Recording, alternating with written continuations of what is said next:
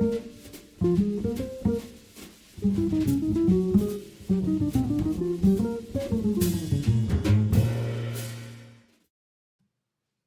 I'm Harvie S., and we're here at Harvie's Corner, which is located at Kolstein, NYC. And this is a new podcast, and it's called Bass in the Corner, because us bass players are always looking for those corners. Yep. And it's just nice to interview some of the great bass players in New York City that don't get as much recognition as they should, but getting a lot of work. They're working, they're making a good living, they're playing with the greatest people. But because we're bass players, we don't get as well known, which is okay. But I thought I'd give a little spotlight on some of the people that I think are worth spotlighting. And right here we have Marco Panascia, who's one of my favorite bass players. Thank you so much, Harvie. It's really a pleasure to be here. I really appreciate the invitation, to be part of this. And I'm just thinking back of, we go back a long, long way. Yes. As I might have mentioned to you in the past, you were one of the first jazz musicians that I ever heard. Wow, that's amazing. In my hometown of Catania, I was just barely getting started, with getting to, appreciate this music. And I saw you playing live around like 91 or 92. Or maybe even earlier, maybe it was like 89 or 90, and then we reconnected 10 years later because I was your student at Manhattan School of Music while I was getting my master's degree, and here we are 20 years later, and you've become a star. No, not really, but it's great, how we really go back a long way, and it's nice to keep reconnecting and just being on the scene, and it's great. Yeah. Now, I had put out a thing on Facebook talking about the things that I'm doing here, and I said I'm going to be doing interviews with a whole bunch of bass players, great bass players in New York. So I get this message from this guy, I don't remember the name, somebody I don't even know, and he says, well, and I could feel the tone. Well, I hope you're going to interview Marco Panascia. So I sent him back a message, and I said, well, as a matter of fact, he's the first one I'm going to interview. Yeah, that's right. That's right. You were the first interview on this session. Yeah, that's right. Everything is coming full circle, I guess. Right. And so, look at, you're what we call a very versatile bass player. You play acoustic bass. You play a lot of great electric bass. And so I'm going to ask you the question. Yeah. What are you doing now? Well, it's a bunch of different things. As you know, I was kind of, for many years, I was a, full-time, straight-ahead jazz bass player, going on tour a lot, all over the world. But then somehow I got lured into the Broadway scene because of the fact that I live within a 5-minute walk from all the theaters. And I had this serendipitous meeting with Tom Barney on the Long Island Railroad. I recognized him, and I didn't meet him personally, but I recognized him, because I was like, I think I saw him in a couple of videos with Steely Dan, so I just started talking to him, and he was on his way to the Lion King, where he's the bass chair. Yeah. So he was like super nice, and he was like, yeah, do you want to come watch the show in the pit with me? Would you be interested? And I said, sure. And that's basically what got me started on the whole Broadway thing. Well, that's like the gold standard of shows. That's like probably maybe the longest running. Yeah, I don't think it is, but close. I think Very probably close. Chicago. Oh, okay. Or I think the longest running was actually Phantom of the Opera, but not. But close. Longest running now. Yeah, it's getting. I think there. it's.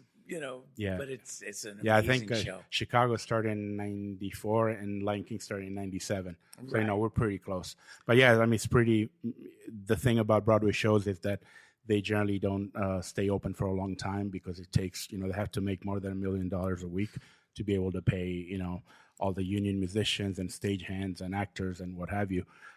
So that's why most shows, close within 2 to 3 months.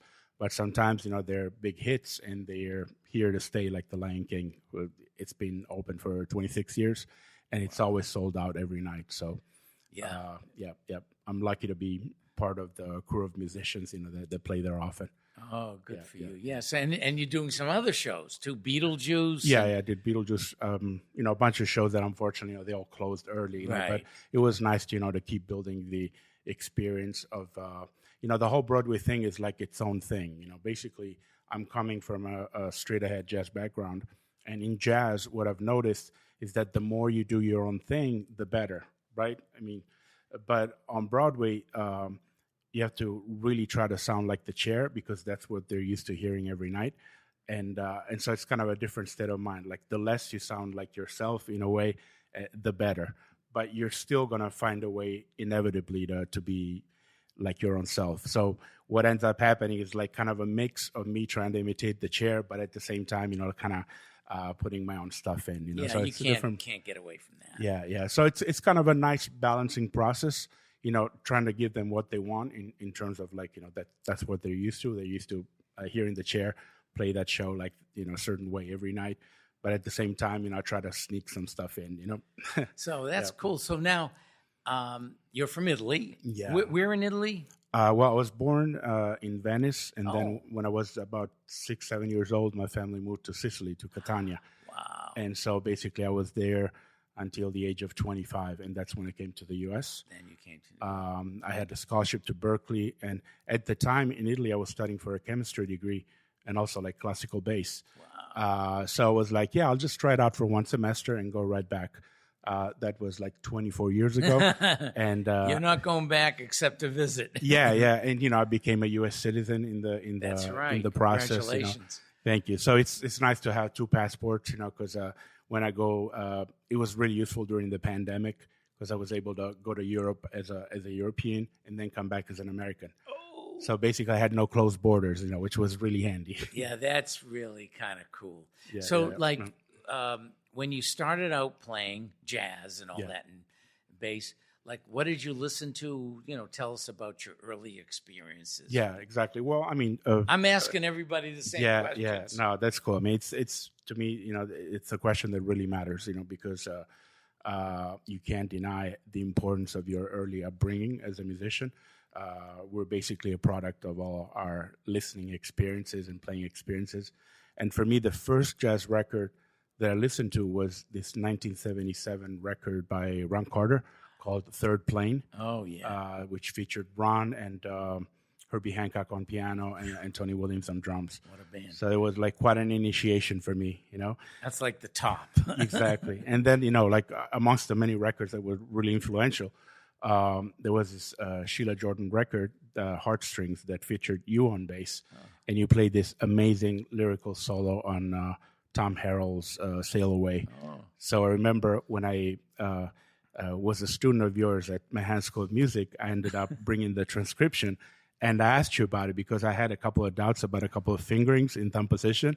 So it was great to be able to ask you directly, how did you do that? I hope I remembered how I did it. I had, that we rehearsed that record. I was doing no solos on the record. Mm-hmm. Yeah. And they realized that. So they said, okay, play a solo on Sail Away. Yeah. And it's very short. It's like 2/8 sections. Half a chorus yeah, or exactly. something. Yeah, like 27 seconds. And I had never played on it before. Mm-hmm. I went, oh, God. And it was one take. So I just did it. So I hope it came out it's okay. amazing. It's really one of the solos, that made me the musician I am today. Because I was, at the time, I was really in the, Dave Holland and Ron Carter. Musicians, that bass players that like to really stay low. But I was starting to get into the, a more lyrical kind of phrasing up in thumb position, and you're one of the masters of that, So it was, definitely a stepping stone for me. Oh, thank you so much. Thank you. My pleasure. Now, tell me about this CD, Bass Duo Live. Oh, yeah. Oh, this was all live. Yeah, exactly. Well, basically, it's kind of random how it came out. Basically, the deal was that I would go to Japan on tour at least once a year. I've been there like 15 times. And I was jealous of my bandmates selling like 20 CDs per show at the end of every show. You can sell CDs in Japan. Exactly, because over there it's more like a memento. It's like, people really love to support the artists. And so I was like, I have to come up, with a recording that I can also sell in Japan. And so I had done this do a live show with Dario D, that was a great bass player from Salerno, Italy. Yeah, I'm not familiar with him, but Yeah, he's really great. I mean, I'll tell you more about him. But so the deal was that we recorded. I mean, we did the show. Me on upright bass and him on his Fender 66 Fender Jazz, and it was a great show. But I was like, and the owner, he had this recording ADAT, like kind of old-fashioned digital recording thing. ADAT. Yeah. Oh my God. So it was like, I'm recording it, and I'm like, yeah, sure, do whatever you want. I mean, you know how it goes. They ask you to record the show, and you know that you'll never hear it again, But then, like a year later, he reached out, and he was like, hey, I still have that recording. Do you want a copy of it? And so he sent it to me, sent me the WAV files, and I was like, okay, I'm going to put this out. So I've got to listen to this. That's the story of this recording, and it's available on Bandcamp. Just people can do a search with my name. We'll put a link. Yeah, we'll put a link. Exactly, I'll send you the link. So yeah, the great thing about Dario, I mean, he was definitely a major influence for me because he started out on piano, and as I mentioned to you in a past conversation, I'm always in awe of bass players who started out as pianists because it definitely gives them an advantage point in terms of like knowledge of harmony and, reading and everything. Like for me, it was the same. I studied classical piano between the age of 8 and 14. And so basically that's what taught me to read in bass clef. Like when I started playing the bass, I already had my reading together because of the left hand of the piano. Yeah, of course. So, Dario was the same way, and he would like memorize entire train solos. So now he's like, he basically sounds like a 58 train, on the bass. It's kind of mind blowing. That's amazing. So it was definitely a major influence. Then I copped a lot of things from him, and then eventually I figured out the source. I mean, where he was taking the stuff. So it was kind of an interesting process, like learning the vocabulary from him and then understanding where he'd gotten his stuff from. So, yeah, it was, but yeah, I'm definitely in awe of his playing, major influence for me. Oh, yeah, good. So here it is. It's available on Bandcamp. Yeah, definitely. Yeah. A lot of people are going to love that. Cool. Great. So, so you live right near all the theaters and everything. Yeah, so exactly. Great. That's a good location, and it got you into the theater. So you do a lot of that, and I know you've been playing with Christian Sands. Yeah, that's right. I've been touring with him. We went to Europe a bunch of times, and also I still tour a bunch, with Tamir Handelman. He's a great pianist from Los Angeles. We recorded a trio album together with Louis Nash in Beverly Hills, about 10 years ago. Nice. And we were connected by this producer, the owner of the Resonance Records label, George Klabin. You probably are familiar with. Sure.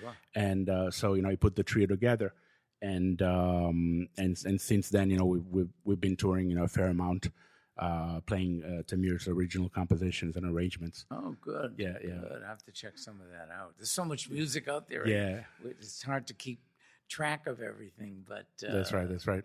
And also, one thing I did recently was to cover for a good friend of mine, Miles Brown, the great bass player. He's the bass player for Alarm Will Sound, which is this contemporary classical orchestra. Oh. And so I remember when he asked me to do this week in St. Louis playing with the orchestra, it was this original new composition, this original new work that had a lot of unconventional notation. So when I first saw the music, I was tempted to kind of turn the gig down, but then I was like, no, I will accept the challenge. I will say yes and get to the shed, and I spent 2 months, I know you preparing had to for put it. a lot of work into do that stuff. Absolutely. But I'm really glad that I didn't turn the gig down, that I said yes, and it really made me a better musician because there was a lot of stuff with harmonics and false harmonics that I hadn't really spent a whole lot of time on.